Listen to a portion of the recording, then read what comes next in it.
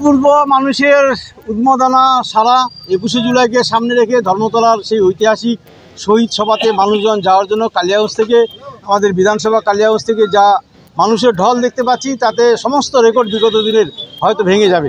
আমরা তারই এই স্টেশনে আজকে রাধিকাপুর রাত্রে যে ট্রেনটা গেল সেখানে দেখতে পেয়েছি, সকালবেলার যে কুলিক এক্সপ্রেস গেছে সেখানেও প্রচুর মানুষ যাচ্ছে। তো নর্মালি তৃণমূল কংগ্রেসই, মমতা ব্যানার্জি তার কোথাও কারোর সাথে তুলনা হবে না। দাদা কিরকম ব্যবস্থা রয়েছে কলকাতায়? কলকাতা খুব ভালো ব্যবস্থা রয়েছে। গত 17 তারিখ থেকে যাচ্ছে, গত তারিখেও গেছে, আজকেও গেছে, আগামীকালও যাবে, পরশুদিনও যাবে। প্রতিদিন সকালের ট্রেন এবং সন্ধ্যাকালের ট্রেন, প্রচুর লোক যাচ্ছে এবং যে হারে মানুষের ঢল, মানে কলকাতা একদম ভরে যাবে। মাননীয় মুখ্যমন্ত্রী মমতা ব্যানার্জির বক্তব্য শোনার জন্যই বিশেষ করে যাচ্ছে এবং যা দেশের যা পরিস্থিতি তৈরি হয়েছে তার জন্য আরও বেশি করে লোক যাচ্ছে। মাননীয় মুখ্যমন্ত্রী মমতা ব্যানার্জির হাতটা শক্ত করার জন্যই যাচ্ছে। দাদা কিরকম ব্যবস্থা রয়েছে? ব্যবস্থা বরাবরই খুব ভালো থাকে, প্রচুর লক্ষ লক্ষ মানুষ যায়। আমরা সেখানকার ব্যবস্থা দেখে প্রতিবারই খুব খুশি হই। সেখানে বাথরুম, টয়লেট, স্নানের ব্যবস্থা, খাওয়া দাওয়ার ব্যবস্থা কোথাও কোনো রকমভাবে কোনো অসুবিধা থাকে না।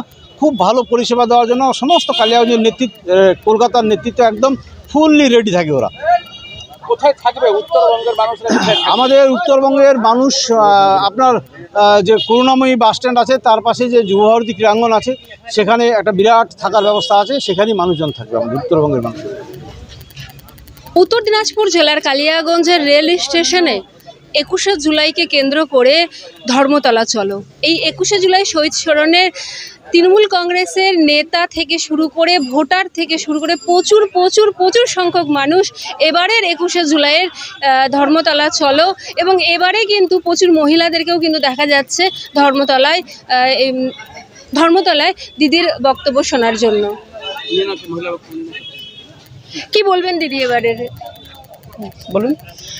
21শে জুলাই প্রতি বছরের ন্যায় এবারও আমরা যাচ্ছি কালিয়াগঞ্জ থেকে। গতকালকে থেকে শুরু হয়েছে, আজকেও সকালের ট্রেনে গেছে বা এখন রাত্রের ট্রেনেও গেল।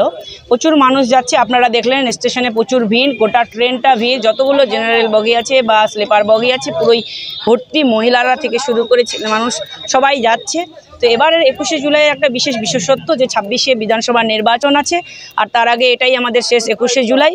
তো সেই জায়গাটায় আপনারা দেখতেই পাবেন 21শে জুলাই ধর্মতলায় যে ভিড়টা হবে তার আগাম বার্তা আপনারা আজকে কালিয়াগঞ্জ স্টেশনে পেলেন যে প্রচুর মানুষ আমাদের এইখান থেকে কালিয়াগঞ্জ থেকে গেল। এবারে 21শে জুলাই কিন্তু প্রচুর মহিলাদেরকে দেখা যাচ্ছে ট্রেনে, কি বলবেন এই ব্যাপারে? দেখুন, আপনারা জানেন যে মাননীয় মুখ্যমন্ত্রী আমাদের মহিলা মুখ্যমন্ত্রী এবং মহিলাদের কথা চিন্তা করে মহিলাদের জন্য অনেকগুলো স্কিম করেছে। আপনারা জানেন লক্ষ্মীর ভাণ্ডার থেকে শুরু করে স্বাস্থ্যসাথী থেকে শুরু করে প্রচুর স্কিম আছে, কন্যাশ্রী, রূপশ্রী।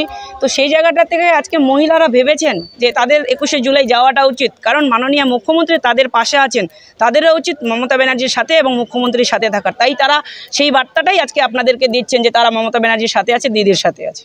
তাহলে মহিলারা শুধু রাধে না, চুলো বাঁধে, তাই? অবশ্যই অবশ্যই।